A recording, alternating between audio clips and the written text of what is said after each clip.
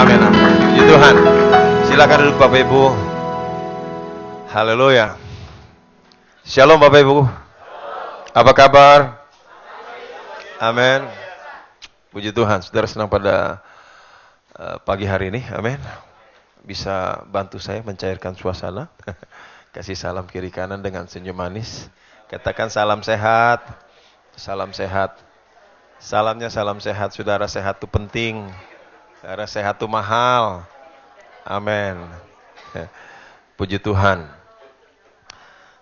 Bapak Ibu Saudara dikasih Tuhan, di kesempatan kedua ini saya ingin menyampaikan kembali apa yang tadi saya sampaikan. Dan ini adalah sebuah perkara penting buat kita sekalian. Itu saudaraku yang kasih dalam Tuhan. Ketika saya bertanya kepada Tuhan tentang apa yang patut saya perdengarkan atau sampaikan atau khotbahkan kepada jemaat-jemaat Tuhan. Dan saudara-saudara, ada satu nasihat atau satu pesan yang saya pikir berjalan sejajar dengan apa yang saudara dengar dari pesan dari pendeta pembina kita, yaitu bagaimana orang Kristen, orang percaya harus bisa berusaha tetap berjalan di dalam iman kepada Tuhan. Yang percaya katakan amin. Nah, saudara, ini bermula ya, saudara, bermula dari sebuah penjelajahan saya di dalam dunia YouTube. Pada waktu saya menjelajah, bukan cari yang macam-macam, saudara. Saya menjelajah untuk tambah ilmu, tambah info, tambah tahu. Dan akhirnya kemudian saya terdampar di wilayah Timur Tengah. Nah, khususnya tuh di Arab Saudi. Berapa banyak di antara saudara yang tahu bahwa belakangan ini, tahun-tahun belakangan ini di Arab Saudi itu sudah turun salju. Ya? Banjir. Banjirnya bukan banjir biasa, saudara-saudara, banjir bandang. Nah, sekarang logikanya, apakah ini hanya sebuah anomali atau anomali cuaca gitu, saudara? Atau ini adalah sebuah hal yang tidak biasa menjadi sebuah tanda hari-hari terakhir? Dan ketika saya telusuri, ternyata saudara, itu adalah sebuah penggenapan dari nubuatan yang diucapkan oleh Al-Quran. Jadi menjelang datangnya si Dajjal, menurut kitab Al-Quran mereka, Arab Saudi itu akan menjadi hijau.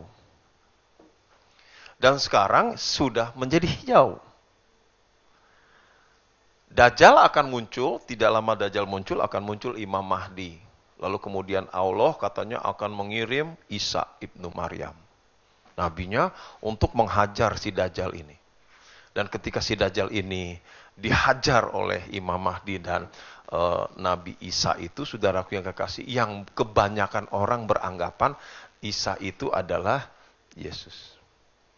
Bisa ya, bisa tidak, bergantung dari sudut mana saudara melihatnya. Cuma ahli bahasa berkata yang dimaksud Isa itu bukan Yesus. Nah, saudara-saudara yang dikasih Tuhan, lalu kemudian ketika saya cek lagi, sekarang ini Bapak Ibu secara logika sudah banyak yang tidak masuk di akal. Seperti yang saya sampaikan, bagaimana mungkin di padang pasir, saudara, di padang pasir yang begitu panas, yang beberapa tahun lalu saya masih ingat, saudara-saudara, pesan dari Menteri Agama kita kepada rombongan haji yang mau naik haji, jangan sampai kurang minum, karena di sana sangat panas. Tapi sekarang, saudara, itu sudah menjadi cerita lama, karena kondisi itu sudah berubah. Saudaraku yang kasih dalam Tuhan. Nah, kalau kemudian saudara beranjak ke daerah lebih jauh lagi ke Timur Tengah, di daerah Timur Tengah, kemudian di daerah Israel, sana Yerusalem, di sana persiapan-persiapan untuk menggenapi waktu Tuhannya sudah begitu sangat intens, saudara. Makanya Bapak Ibu saudara dikasih Tuhan, saudara yang ada di Arkadia, itu jangan sampai ketinggalan. Time limit gereja itu sudah semakin tipis. Kita hidup tidak sama dengan orang di luar. Karena Tuhan sendiri bicara begini, seperti di zaman Nuh, begitulah pada waktu nanti kedatangan anak manusia. Jadi ketika Nuh diselamatkan, dunia masih heboh, dunia masih penuh dengan kegiatan, tetapi waktunya anugerah bagi gereja itu akan berakhir dan harus berakhir. Karena apa? Waktu anugerah gereja harus berakhir supaya Tuhan bisa urus Israel lagi. Jadi secara garis besar gambarannya begini saudara. Awalnya Tuhan ingin urus Israel. Tapi Israel ini tegar tengkuk. Kenapa sih Israel yang tegar tengkuk itu mau diurus-urus sama Tuhan? Begini saudara-saudara. Jadi begini saudara. Sampai di mana tuh? Israel diurus ya saudara.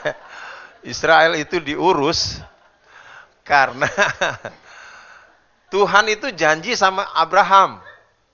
Betul ya saudara ya? Karena Tuhan berjanji kepada Ibrahim bahwa keturunannya akan diurus, maka Tuhan harus genapi janji itu. Bahwa keturunannya akan diberkati, maka Tuhan genapi janji itu. Bahwa keturunannya akan diberkati, akan diselamatkan, maka Tuhan harus penuhi janji itu. Jadi saudara, sebetulnya kalau mau ditilik dari kelakuan, mau ditilik dari pemberontakan, kalau mau ditilik dari ketidaktaatan, Israel itu udah nggak layak banget, saudara. Jauh dari kata aman atau jauh dari kata berkat dan jauh dari kata selamat, Israel itu. Ngeyelnya, berontaknya, ngototnya, ngelawannya, bahkan nusuknya. Yang lebih parah lagi, saudara tahu yang menyalibkan Tuhan saudara siapa? Mereka. Hebatnya masih diurus. Itu luar biasa saudara yang kasih. Makanya kalau saudara janji-janjian sama Tuhan, kita nggak bakalan rugi. Yang setuju katakan amin. Tuhan tuh pegang janji banget. Tuhan itu pegang janji, tepati janji. Kasih salam kiri kanan. Beda sama kita bilang gitu saudara. Beda banget saudara. Kalau kita ada lupanya gitu saudara. Ya malu manusia dibanding Tuhan kan jauh dong saudara. Amin. Cuma saya mau ingatkan, entah kenapa jadi belok begini gitu saudara ya. Kalau saudara ada janji apapun itu, kapan yang belum ditepati, mending ditepati saudara. Jangan tunggu azab itu datangnya. Saudara, Tuhan nggak main-main. Serius. Nah saudara-saudara kasih oleh Tuhan, itulah sebabnya kemudian saya terkejut gitu loh saudara. Rupanya peristiwa salju, peristiwa banjir, kemudian peristiwa hama terakhir tuh saudara. Bahkan ada yang memprediksi hama itu saudara, ternyata adalah sebuah produk senjata biologis yang sedang dikembangkan oleh sebuah badan yang tersembunyi, badan intelijen yang tersembunyi. SHAAR apa gitu, kayak SHAP gitu saudara. Tetapi dia tidak lagi bermain di senjata-senjata seperti pistol, nuklir, bom gitu saudara. Dia main senjata biologis. Jadi satu waktu ke depan peperangannya bukan peperangan main tembak-tembakan lagi, cukup main senjata biologis, selesai. Dan itu sudah mulai dicoba. Terakhir saya buka lagi di YouTube, cetet saudara, di daerah sekitar daerah pusat sucinya tuh saudara, yang ada kotak hitamnya saudara, banjir setinggi betis saudara, yang kasih anak-anak main prosotan, jeret. Ya saudaraku, sudah rusak semuanya gara-gara situasi itu. Saya berpikir begini, bisa ya di tanah padang pasir yang begitu panas, yang dulu panasnya bisa sampai 40-45 derajat, yang air kalau kita siram ke atas pasir yang ada di sana sudah tidak tunggu 1 menit hilang tuh air saudaraku. Tapi sekarang bisa banjir. Dan ternyata itu adalah penggenapan bahwa itu seperti sebuah permadani yang dibuka untuk kehadiran si Dajjal itu. Nah, kehadiran si Dajjal itu akan diselesaikan oleh si nabi yang mereka katakan Isa ibnu Maryam itu. Saya punya logika yang agak miring gitu saudara. Cuma sepertinya ada matching dikit dengan kita punya urusan. Saya pikir saudara, Dajjal yang menurut mereka itu akan turun menjadi musuh kebenaran, itu tidak lain dalam firman Tuhan, mungkin saudara digambarkan seperti si antikristus itu. Di mana si Nabi Isa juga Tuhan Yesus akan mengalahkannya. 2 Tesalonika pasal 2 ayat 1 sampai dengan ayat yang ke-12, di situ jelas sekali diceritakan kronologis akhir zaman. Itu saudara. Nah, di tengah-tengah gambaran-gambaran itulah kemudian saya berdoa. Ada satu informasi lagi.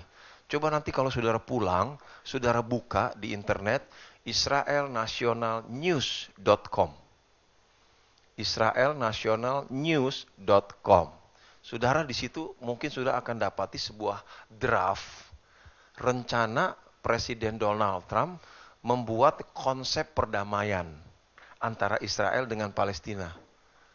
Dia akan menawarkannya kurang lebih begini, saudara. Ini sudah viral di sana. Dia akan menawarkan ada 7 tahun masa gencatan senjata untuk menyelesaikan pembagian. Jadi nanti Yerusalem akan dibagi 2. Yerusalem Timur diambil sama Palestina, Yerusalem Barat akan diambil oleh Israel. Nah, di daerah Yerusalem Barat itu, saudara, ada tanah suci itu. Yang tempatnya Masjid Al-Aqsa dan sebagainya, itu ada di Yerusalem Barat. Seandainya gitu saudara ya, kalau sampai draft ini diterima oleh Palestina dan Israel, lalu terjadi perdamaian, saudara tahu nggak jangka perdamaian gencatan senjatanya? 7 tahun. Kenapa 7 tahun? Itu dihitung cukup untuk berbenah. Mereka yang timur berbenah, yang kanan berbenah. Itu saudara yang kasih dalam Tuhan. Nah, lalu terdapatlah pemikiran, kalau sampai Yerusalem Barat itu masuk menjadi ibu kota Israel resmi, maka tidak akan ada lagi hal yang menghalangi mereka untuk membangun bait suci yang ketiga. Karena sudah menjadi ibu kota dan wilayah resmi diakui. Kalau draft itu disetujui, dan draft itu akan ditawarkan beberapa bulan ini ke depan karena belum selesai. Nah, saudara-saudara, semakin mengerikan lagi, saudara-saudara. Kalau sampai itu disetujui, berarti waktu saudara hidup di dalam anugerah melayani beribadah sudah tidak lama lagi. Pengangkatan sudah di depan mata. Karena gereja Tuhan, endingnya tuh mestinya pengangkatan. Sebab selepas pengangkatan, saya tidak berani menyampaikan pesan atau firman atau khotbah. Kenapa? Saya juga tidak berencana mau sampai di sana. Amin. Saya mau berjuang sampai pengangkatan aja gitu saudara. Kalau ada jemaat berkata, Pak Yosef, kalau setelah pengangkatan kita nggak diangkat, kesananya kita selamat nggak? Nah, nanti saudara, mendingan saudara cari pendeta yang mau survei ke sana. Nah, saudara tanya deh saudara kasih. Saya nggak niat saudara, betul. Kalau saudara kasih saya Pak Yosef, saya kasih 1 juta deh buat ke sono, saya kasih 2 juta biar saudaranya saudara. Saya balikin notiau buat saudara. Saudara aja deh. Saya sih sampai di sini aja, kamsia. Itu saudara yang kasih dalam Tuhan. Amin. Nah, saudara-saudara dikasih oleh Tuhan, lalu kemudian saya berdoa, Tuhan, apa yang kami harus perbuat? Maka pesan Tuhan itu jelas sekali. Pertahankan hidup di dalam iman. Ibrani pasal 10, saudara, ayat yang ke-37 dengan 38, menjadi ayat pokok kita untuk saya ingatkan kepada saudara tentang betapa pentingnya mempertahankan hidup dengan iman. Sebab, di depan sudah tertulis, mari kita baca sama-sama. 2, 3. Sebab sedikit bahkan sangat sedikit waktu lagi, dan ia yang akan datang sudah akan ada, tanpa menangguhkan kedatangannya. Ayat yang ke-38, saudaraku. Tetapi orangku yang benar akan hidup oleh iman. Dan apabila ia mengundurkan diri, maka aku tidak berkenan kepadanya. Ya setuju katakan amin. Ayat ini saudara, ketika saya kemudian, kita kan begini saudara, kita kan nih hamba Tuhan, kita nih gembala. Di belakang kita tuh ada jemaat, gitu saudara. Jemaat yang percaya sama kita bahwa kita hamba Tuhan. Nah, kita nggak boleh khianati mereka. Oleh karena itu kita mesti tahu, Tuhan, ini dia orang mau dibawa kemana? Ini dia orang mesti dengar apa? Ini dia orang mesti lakukan apa? Itu kita mesti langsung komunikasi terus. Coba sudah lihat pendeta pembina kita, saudara yang kasih. Tiap awal tahun itu pasti masuk kamar. Pasti berdoa. Pasti tanya, ini tahun depan kemana Tuhan? Tahun depan kemana Tuhan? Tahun depan kemana? Kenapa? Kalau saya tidak salah hitung, saudara, dari saudara, dari grafiknya, saudara aku yang kasih gereja yang ada di bawah pembinaan Pak Niko, itu ada sekitar 1000-an gereja loh di seluruh dunia. Dan itu ada 250.000 orang. Kalau Pak Niko nggak cari arah, itu 250.000 orang nyasar loh, saudara, tahun 2020 nanti itu. Saudara sih nyasar, apalagi kalau cuma dibungkus dengan kata-kata yang menggelegar, haleluya, dalam nama Yesus, Tuhan arahkan kita ke sana. Kalau bukan itu yang Tuhan ngomong, berarti nyasar semua tuh. Resiko. Ngeresiko ngikutin orang. Nggak ngikutin orang, ngikutin siapa saudaraku yang kasih dalam Tuhan? Dia pendeta, dia ditahbiskan. Itulah skema dari gereja yang Tuhan sudah tetapkan. Sama, saya juga begitu. Ada 3 gereja nih saudara di belakang. Lumayan, nggak 1000-an, saudara, mungkin ratusan, saudara mau mendekati, saudara yang kasih. Ini tiap tahun, ini orang mau dibawa kemana?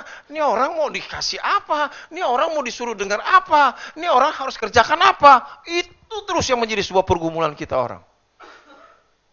Makanya saudara sekarang kan baru masuk bulan yang kedua kan saudara yang kasih.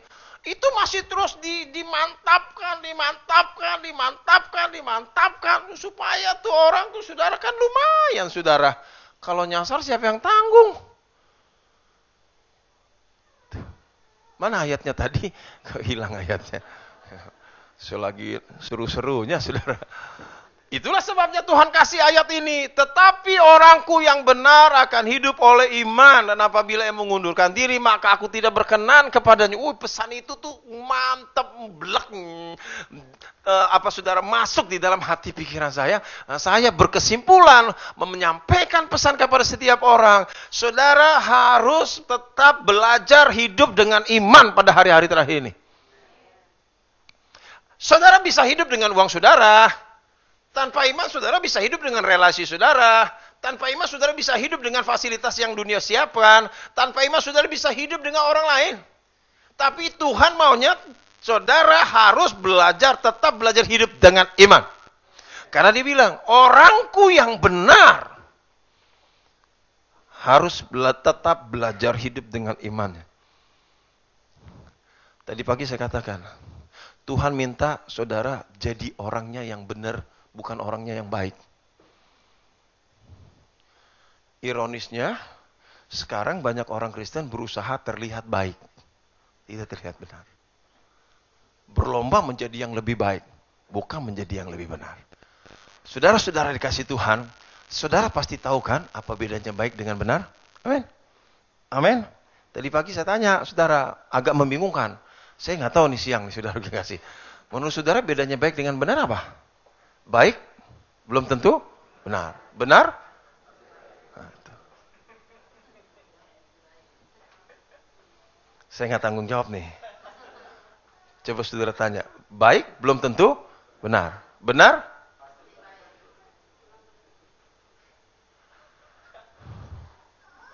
Baik, saudara bawa pulang aja, kita nggak usah berdebat.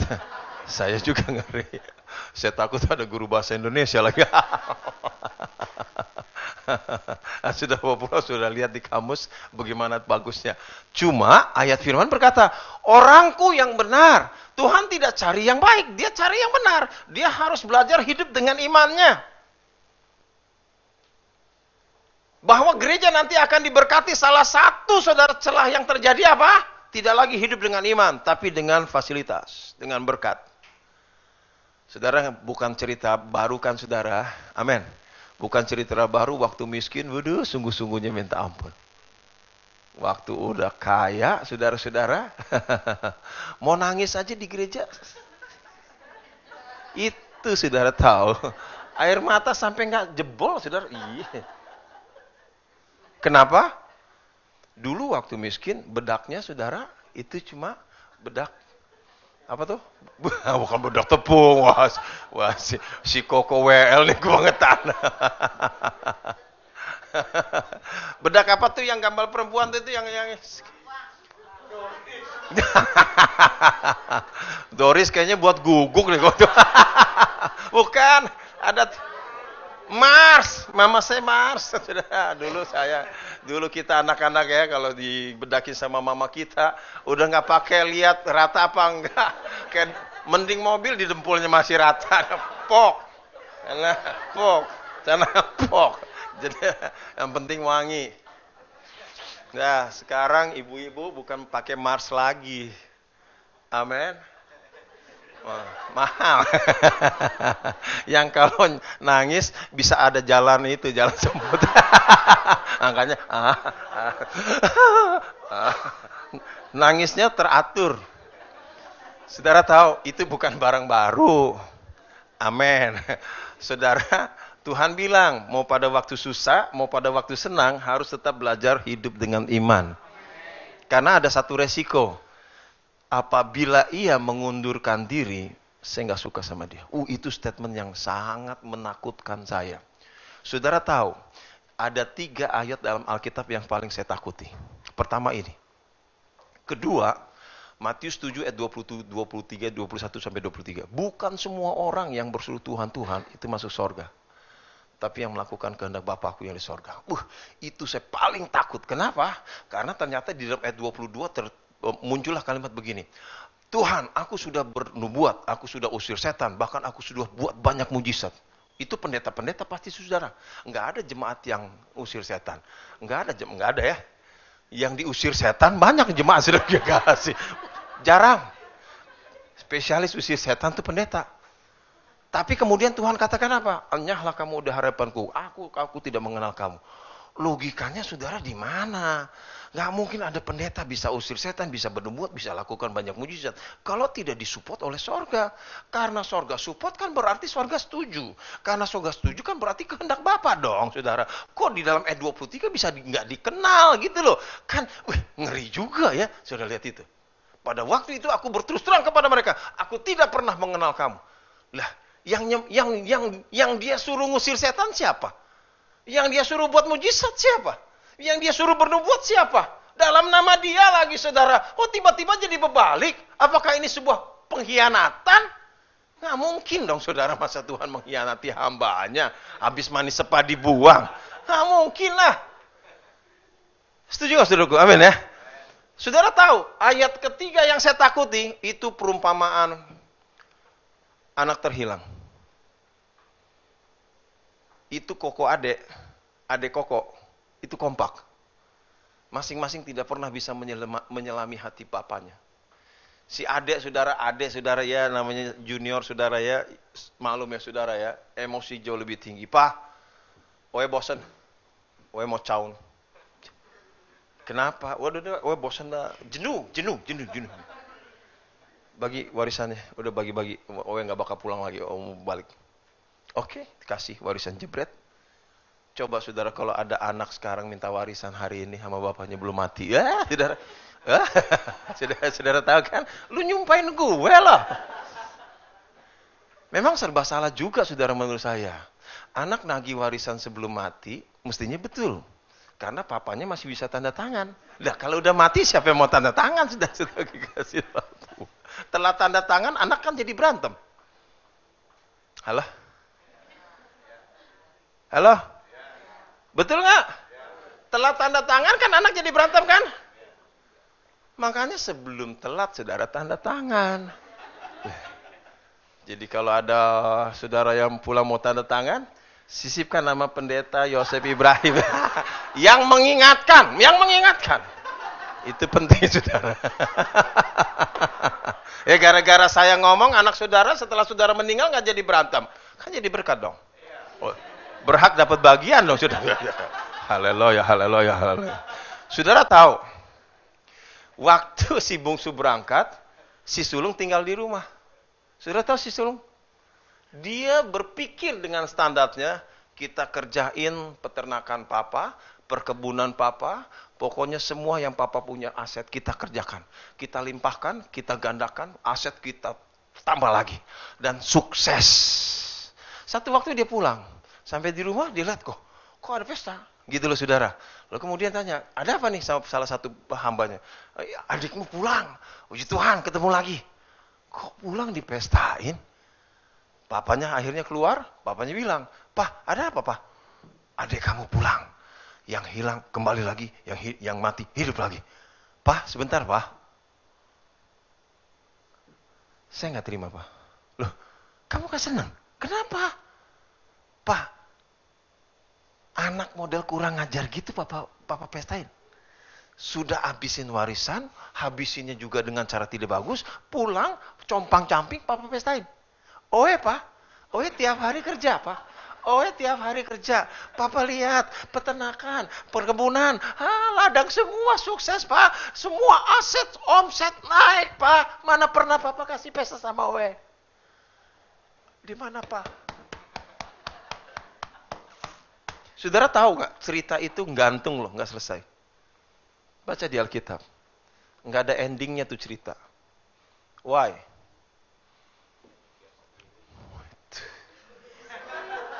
Iya. Nggak betul nih, Bapak ini betul sini. Kalau nggak dipikir, siapa yang mau pikir? Coba sudah ya itu loh. Kita disuruh mikir sama Tuhan. Lu pikir, kalau lu punya hidup model begini, hidup lu nggak selesai. Ceritanya nggak ada lagi, pupus sampai di situ aja. Apa yang saya takutkan, saudara? Si bungsu tidak berusaha mengenali hati bapaknya. Dia maksa bapaknya mengenali hati dia. Ternyata si sulung sama, gitu loh saudara. Berusaha memaksa bapaknya mengenali hatinya. Sementara dia tidak pernah berusaha mengenali hati bapaknya. Ya mis semua. Si bungsu hilang di luar, si sulung hilang di dalam. Wah, ironis yang mana? Yang hilang di dalam, saudara. Ada di dalam kok bisa hilang. Wah, itu kacau.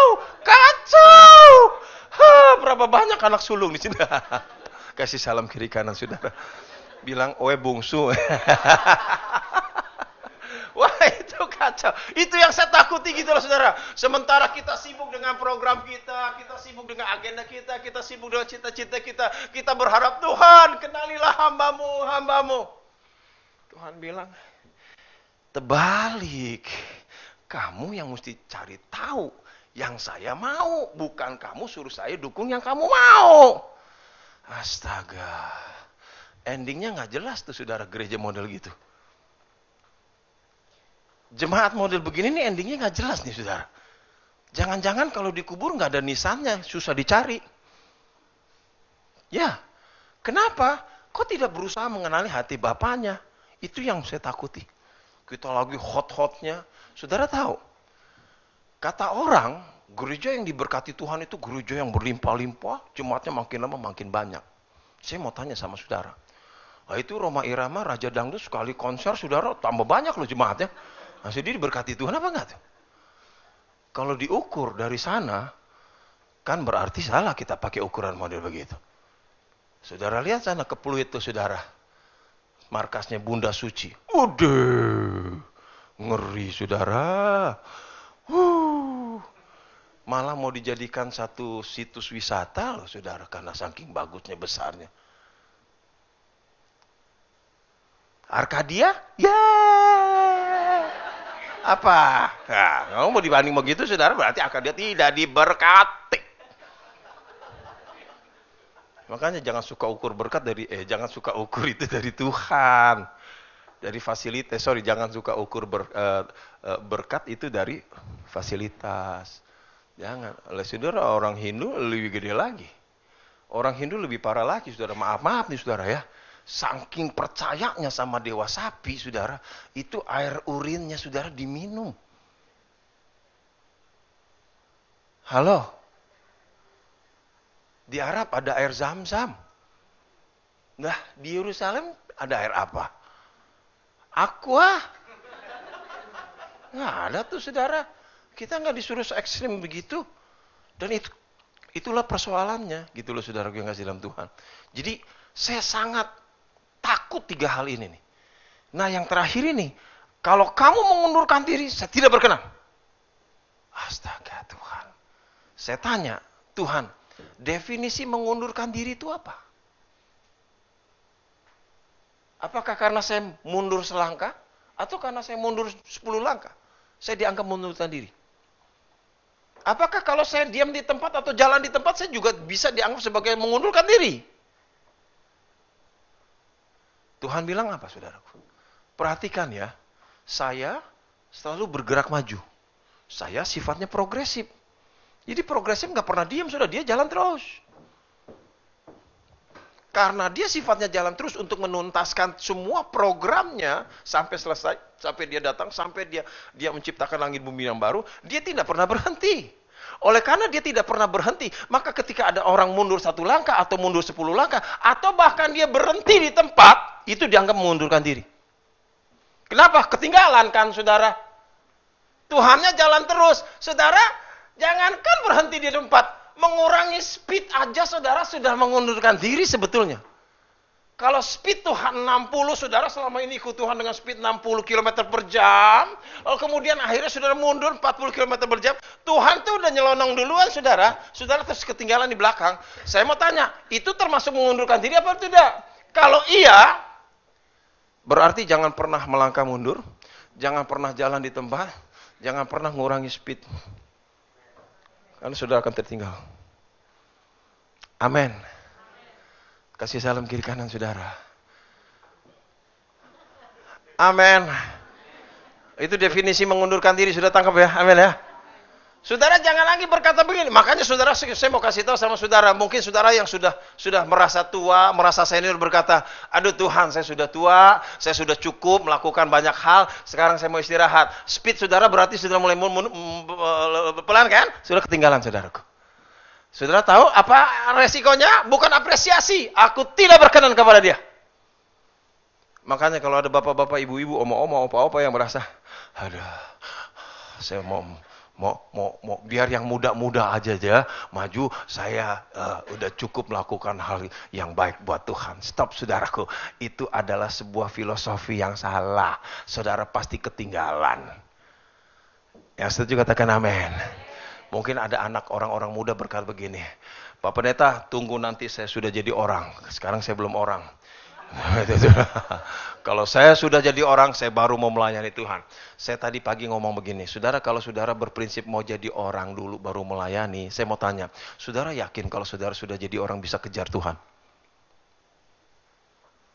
Kalau saudara tidak yakin, jangan gambling. Mendingan ada waktu sekarang, melayani sekarang. Kalau memang saudara bisa pertahankan. Memang kita harus pertahankan, sebab Tuhan tidak berkenan kalau saudara tidak pertahankan itu. Menambah speed jauh lebih diberkati daripada mengurangi speed. Sekarang karena Tuhan terus berjalan gitu loh saudaraku yang kasih dalam Tuhan. Amin. Dan saudara, saya mau katakan sama saudara, melayani itu sekarang tidak mudah. Siapa bilang melayani mudah? Kemarin gereja kami saudara mengumpulkan pakaian pantas pakai. Pakaian bekas tapi yang masih pantas pakai. Saya bilang tolong kumpulin. Salah satu tuntunan di gereja kami apa saudara? Amsal 19 ayat 17. Barang siapa memperhatikan orang lemah, dia sedang memiutangi Tuhan yang akan membalas semua perbuatannya. Yuk kita kasih Tuhan utang yuk. Tahun ini saya bilang sama jemaat. Oke, pastor dia bilang. Bagaimana caranya? Kumpulin pakaian-pakaian bekasnya. Yang masih pantas pakai ya. Pakaian bekas, kaos bekas, celana pendek, baju, segala macam. Sepatu, sendal, tas, pokoknya semua perkakas. Kalau toh ada berlian-berlian atau perhiasan bekas-bekas, kumpulin juga. Bahkan uang-uang bekas, kumpulin. Kita mau... saudara, ada loh saudara berlian-berlian bekas kan? Perhiasan-perhiasan bekas kan masih bisa kepakai. Kumpulin, saya bilang. Oh, saudara tahu reaksinya? Banyak. Lalu saya tetapkan panitia. Ini timnya. Diolah. Ada yang di laundry dulu, ada yang di sol dulu, ada yang disetrika. Pokoknya masuk rapi. Sesuai dengan nomornya. Sekarang cari pemulung, segala macamnya sudah di sekitar gereja. Datengin satu-satu. Jangan pakai ayat, jangan pakai khotbah, kasih aja. Kenapa? Urusan kita bukan sama dia. Yang penting dia terima baik. Urusan kita hitungan sama Tuhan. Jadi kalau tuh orang nanti cari-cari, kalau Tuhan bilang cari orang itu, dia pasti datang ke sini. Kalau di sini yang buat maksudnya gitu. Karena yang di Ciputat yang dibuat dia dari Ciputat saudara kasih. Terus saudara, dan kami dengar kesaksian luar biasa saudara yang kasih dalam Tuhan. Kita memiukan ke Tuhan. Tambah lagi speed lagi, tambah lagi. Kenapa? Memang time limitnya sudah mau habis. Saudara seharusnya kumpulin banyak poin. Bukan buat gereja, saudara. Tapi buat hidup saudara. Satu waktu kita nih menghadap Tuhan semua. Dan sorry lu, saudara, kata Alkitab menghadap Tuhannya tuh sendiri-sendiri. Ya kalau sendiri-sendiri sekarang saudara mesti punya hikmat dan pinter-pinter sedikit dong saudara. Kalau mau rajin jangan titip-titip. Kalau persembahan jangan titip-titip, bawa sendiri. Kerjain sendiri dong. Karena urusannya nanti saudara akan mempertanggungjawabkan juga sendiri kok. Amin. Kalau ada ibu-ibu yang suaminya setia, rajin, saudara begitu gigih mengiring Tuhan. Saudara jangan terlalu bangga dan terlalu puas diri. Puji Tuhan, suami saya setia. Iya, kalau dia masuk, saudara kemana? Ya saudara ikut dong. Begitu juga suami kalau lihat istri. Istri saya pendoa sahabat yang paling bisa. Kalau dia berdoa, bisa 8 jam. Enggak amin-amin. Ketiduran di gereja sudah banyak kan. Wah. Saudara jangan bangga istri saudara rohani, saudara juga yang mesti urus rohani saudara. Kenapa? Urusan di sorga masing-masing saudara. Amin. Saudara yakin dengan poin saudara sekarang itu cukup untuk saudara tidak malu menghadap Tuhan? Dibanding berkat yang saudara terima. Kalau mau dihitung cenglinya, you know that cengli. Ya mesti cengli dong saudara, Tuhan kasih apa kita mesti kasih apa, itu namanya cengli dong. Kalau bo cengli, ya bocuan. Ya bo what? Susah. Saudara, jadi itulah kemudian saya katakan, jangan mengundurkan diri, tetap hidup dengan iman. Amin. Saya katakan, Tuhan, oke, kami akan belajar tetap hidup dengan iman. Iman yang mana bagaimana? Tuhan bilang, iman yang sungguh-sungguh. Iman yang sungguh-sungguh, iman yang bagaimana? Iman yang hidup. Iman yang hidup, iman yang bagaimana? Iman yang disertai dengan perbuatan. Itu baru hidup namanya. Jangan cuma asal stempel. Itu loh saudaraku yang kasih. Ada perbuatannya. Nah perbuatan inilah kemudian saya tancapkan di dalam benak saya. Tuhan, dari sekian banyak perbuatan iman, di hari-hari terakhir ini, mana yang harus dipentingkan? Itu. Amin. Tadi pagi saya tanya lagi kan. Dari sini muncullah istilah genting dengan penting. Kenapa genting? Waktunya sudah tidak lama lagi saudara. Ini udah genting nih, kritis. Jadi mesti ada yang diprioritaskan. Amin. Tadi saya buka Google Pak. Saya cari genting sama penting. Ternyata yang lebih penting genting. Oke, penting salah pagi-pagi. Tapi jemaat amin aja tuh sudah. Saya bilang, kok amin aja udah gak apa-apa deh jemaat pagi ya. Jemaat siang harus tahu. Yang genting itu ternyata lebih penting daripada yang penting. Tapi saya tadi kasih contoh sama jemaat. Kenapa kita bermuara pada genting dan penting? Gini loh saudara, tadi kan saya katakan, Tuhan kami akan hidup dengan iman. Iman yang model bagaimana yang engkau mau? Iman yang sungguh-sungguh. Oke. Iman sungguh-sungguh yang mana? Yang hidup. Oke. Iman yang hidup yang disertai dengan perbuatan. Oke. Dari sekian banyak perbuatan, yang mana yang harus kami prioritaskan? Nah dari situlah kemudian muncul di benak saya antara yang genting, perbuatan yang penting dengan yang genting. Menurut saudara, yang genting sama yang penting, mana yang lebih penting? Saya kasih contoh tadi. Satu waktu saya ada di sebuah jalan, saya lihat ada seorang nenek-nenek kesulitan menyeberang. Dan tidak ada yang tolong. Maka saya berinisiatif datang untuk menolong. Itu saudara. Saya katakan, Nek mau menyeberang Nek? Iya, saya mau menyeberang. Mari Nek, saya bantu menyeberang. Oke, ketika kendaraan mulai kosong, ketika saya mau melangkah mengajak si nenek-nenek ini menyeberang, saudaraku, pada saat saya mau melangkah, telepon bunyi saudara. Kring, kring, kring. Coba beri nasihat sama saya. Mana yang lebih harus didahulukan? Nyebrangin atau angkat telepon?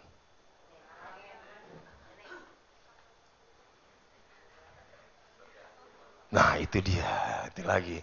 Saya senang nih Bapak duduk di depan, saudara. Iya bergantung. Gitu.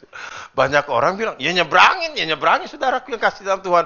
Sebab kadangkala orang telepon itu saudara, kadang isinya nggak terlalu penting. Apalagi kalau telepon yang datang dari Ibu pendeta bilang asuransi. Oh.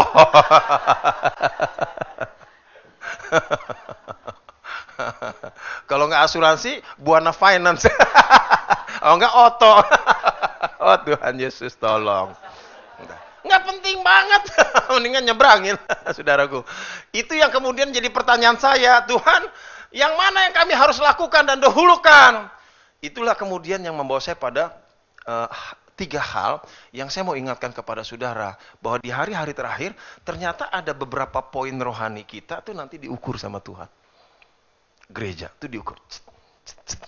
Yang tidak diukur, itu dilepas oleh Tuhan. Tuhan angkat tangan. Ceritanya seperti itu. Nah, itu terdapat di dalam Wahyu pasal 11, saudaraku. Ayat 1 dengan ayat yang kedua.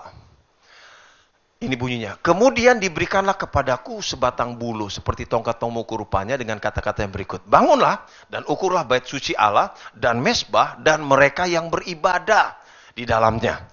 Ayat yang ke selanjutnya. Tetapi kecualikan pelataran bait suci yang di sebelah luar.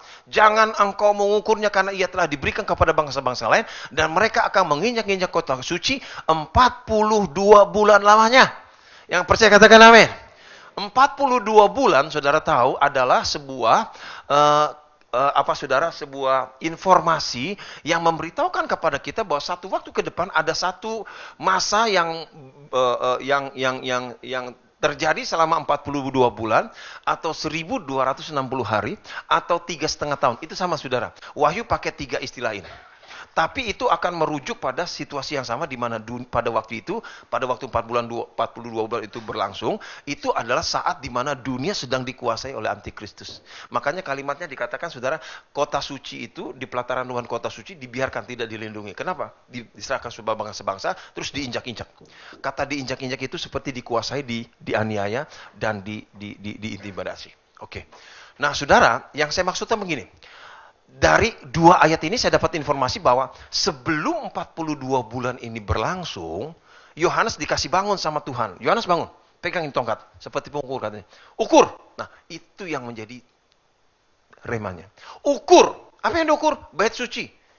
Bait sucinya diukur, mesbahnya diukur, yang beribadah diukur. Karena apa diukur? Karena untuk menentukan mana yang layak protek dan mana yang tidak layak protek. Itu aja, saudara. Dan itu berlangsung sebelum masa 42 bulan itu. Memang secara kontekstual ini mengarah ke Israel, Yerusalem. Tetapi sebagai gereja Israel rohani, maksud saya, kita mempunyai sebuah irama yang sama untuk memperhatikan kebenaran tersebut. Jadi ke depan, saudara, kita akan diukur. Apa yang diukur? Bait sucinya diukur. Bait suci bicara tentang apa? 2, hidup doa dan hidup dengan Roh Kudus. Kenapa hidup doa? Karena Tuhan Yesus pernah marah pada waktu bait suci dijadikan sarang penyamun.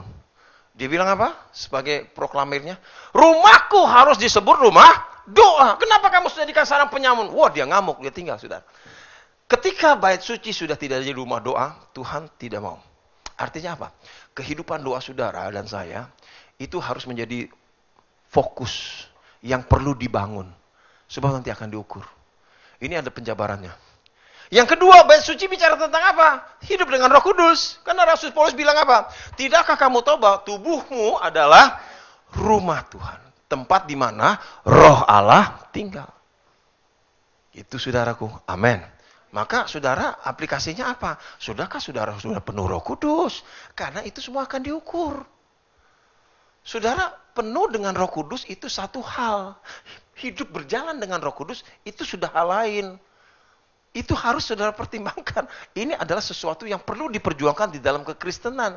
Makanya saudara jadi orang Kristen jangan fokus pada berkat, pertolongan, kedahsyatan Tuhan. Saudara-saudara yang dikasih Tuhan, saya seringkali bilang begini. Kalau ada hamba Tuhan atau teman berkata, puji Tuhan Pak Yosef, Tuhan Yesus itu baik. Dari dulu. Sebelum lu lahir sampai lu meninggal, dia tetap baik. Jadi udah tuh. Selesai. Udah gak diragukan lagi. Ini persoalannya sekarang kita baik nggak sama Tuhan. Itu doang. Jadi jangan saudara gembar-gemborkan Tuhannya melulu. Dia nggak bakal berubah. Amin. Tuhan Yesus dahsyat. Dari dulu baru tahu. Kasihan sekali. Sekarang persoalannya kita sama Tuhan bagaimana? Jangan sampai kayak si anak sulung nih, saudara. Ada di dalam gereja, hilang. Lah hilang di dalam kan lucu. Lucu nggak, saudaraku? Menurut saya lucu. Menurut saudara apa? Parah kan? Mendingan si bungsu ketahuan hilang di luar. Akhirnya saudara, saudara tahu nggak arti bahasa? Saya suka pakai kata nyangsang. Saudara, you know that nyangsang? Oke. That you know nyangsang? Oke. Akhirnya si anak sulung itu nyangsang di mana? Kandang babi. Saudara tahu kandang babi di daerah Tangerang ada di wilayah mana? Sewan. Berarti itu anak bungsu tinggalnya di Ciputat, sudah. Dia nyasarnya ke sana. Maka dia pulang jalan kaki sampai Ciputat, udah somplak-somplak dah. Kenapa? Anak sulung hilang, karuannya aja. Tapi kalau yang di dalam hilang, ini tanda tanya lah, ngapain aja? Kok sampai hilang? Kok nggak kenal hati bapaknya? Berarti nggak pernah ngobrol nih, ketawa nih si sulung sama si bapaknya nih. Si bapaknya nggak pernah curhat nih. Karena mungkin dia tahu karakter kokonya. Pasti ngamuk kalau ngomongin adiknya. Adiknya kurang ajar dia ngomongin dia kan saudara gue nggak sih. Ini jadi blank banget. Saudara, bait suci itu bicara rumah doa dengan hidup dengan Roh Kudus. Kedua, mesbah tuh. Ukurlah bait suci dan ukurlah mesbah. Apa tuh mesbah bicara? Tempat persembahan. Saudara, Tuhan cek, Tuhan lihat persembahan saudara. Tadi pagi saya ngomong, saudara nggak tahu saudara tuh tersinggung apa enggak ya. Saya cuma mau sarankan gini, saudara bedain dong kalau ngasih tukang parkir sama ngasih Tuhan Yesus. Bedain, amin. Ini masih bagus loh saudara, ada amplop. Bejek-bejek masukin, nggak ketahuan. Ya kan? Amin. Itu. Tapi saudara tolong deh. Saya sih nggak ada ngomongan sama Bu Gembala, Bu Yuli. Ya nih, Bu Yani, sorry Bu Yani. Ganti-ganti nama istri orang. Bu Yani apa? Nggak ada. Cuma saya rasa aja saudara, kadang kita tuh tukang parkir kan ngeprotek kita punya mobil kan? Tuhan juga ngeprotek kita. Masa nggak beda-beda jauh? Jangan terlalu tipis bedanya. Makanya saya bilang tadi pagi sama tukang parkir pelit aja, kasih noceng aja. Amin. Supaya kalau ngasih ceban ke Tuhan kan bedanya jauh sudah tuh kayak kata. Ini ngasih parkir goceng, kalau gitu goceng. Ya ampun. Gimana yang di atas nggak tersinggung? Nggak dijitak aja bagus sudah. Bukan berarti harus 10.000, harus 100, bukan. Janda miskin yang kasih 2 keping juga kan dibilang banyak kan? Kenapa dibilang banyak? Karena ternyata Tuhan bilang dia nggak punya sisa loh. Itu sebabnya. Dia kasih semuanya, nggak ada sisanya. Nah, saudara berani nggak kasih semuanya yang ada di tas saudara hari ini? Semuanya loh, jangan ada sisanya loh. Walaupun saya tahu di rumah masih bersisa banyak kan saudara. Ini kita soal di dompet aja kan? Sampai tadi saya memberikan sebuah pengajaran sesat sama, untung ada gembalanya tadi. Supaya nanti waktu pulang saudara ditanya sama malaikat, lihat dompetnya, tek habis. Maka ke gereja jangan bawa duit banyak-banyak, pas-pasan buat persembahan. Kalau perlu saudara kasih sama dompet-dompetnya. Wih, malaikat kaget saudara. Ini persembahan paling banyak bohongnya.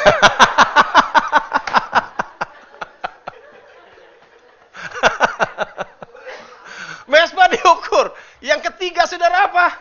Mana lagi? Mereka yang beribadah ukur.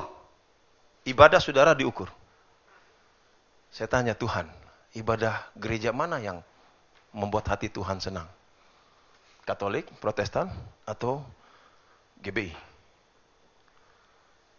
Tuhan diam. Dulu ada GBIS. Akhirnya ke GBI.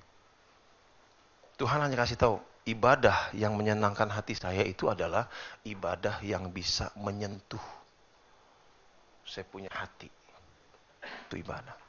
Pujian yang bisa membahagiakan saya itu ibadah yang pujian yang menyentuh. Ini musik nih. Nyentuh. Bedakan saudara? Antara menyanyi dengan memuji, beda. Menyentuh. Menyentuh, waktunya habis gitu saudara-saudara.